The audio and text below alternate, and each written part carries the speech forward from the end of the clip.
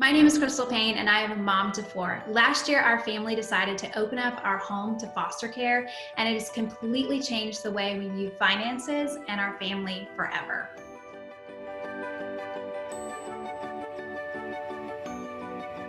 I was raised in a family of nine. My parents set really great examples for us of what it looked like to live with financial freedom because when I was 7 years old, they paid off all of their debt, including their mortgage, and then started saving really aggressively.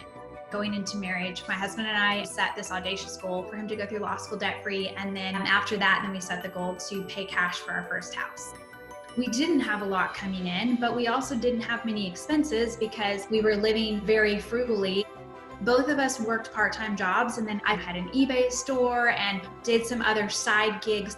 After I found out that I was pregnant, I knew that we weren't going to be able to live on my husband's part-time income. And so that really challenged me to say, okay, what can I do with what I have? It starts with having a budget. If you don't know where your money's going, then you're not going to know how you can be saving more. We literally did not spend money if it was not an absolute necessity. I learned about blogging. I realized there's actually a way to make some income from this. By 2007, we made the decision that I needed to start a blog that was specifically about saving money, and that's when MoneySavingMom.com was born, to give moms practical ways that they could save money while staying at home. We always had hoped to have more kids. So we had three, and then we just weren't getting pregnant.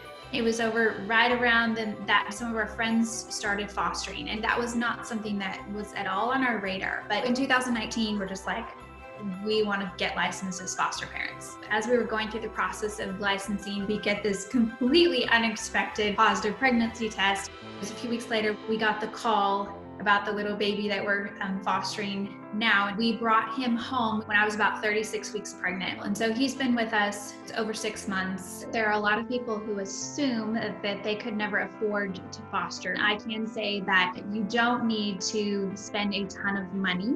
You don't need to have a huge house, but they need to see your financial records to make sure that you can take care of your own family. Also, you are paid a stipend every month by the state, and that is to cover your expenses. It is going to require a lot of time, a lot of financial output. As we've been fostering, we found that there are so many organizations and churches that have been extremely generous to us. We have always had a zero-based budget for our business and our personal finances. So when we started fostering, we set up a separate category. As there are expenses that have come along, we can use the money out of that category to pay for them.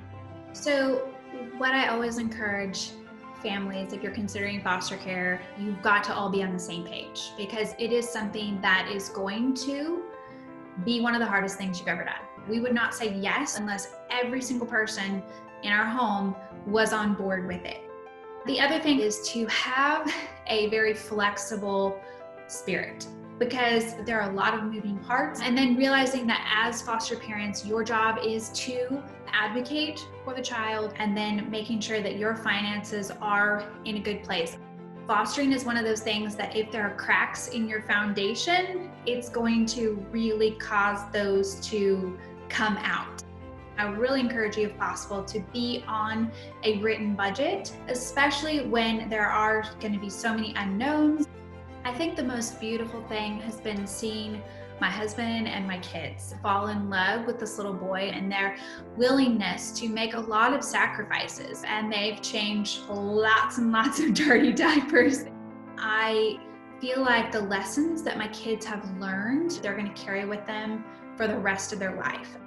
For a long time, our heart has really been that we want to have our finances in order so that we can give generously. One of the things that we do a lot is our kids come alongside with us and practice budgeting, and to see that there are ways that you can have wonderful experiences without spending thousands of dollars to do it. We definitely in the future would love to continue to foster, and that's something that we are all on the same page with. Also, what's next is I am launching my 4th book. It's called Love-Centered Parenting. My goal with our kids is that they go out into the world and they make a difference.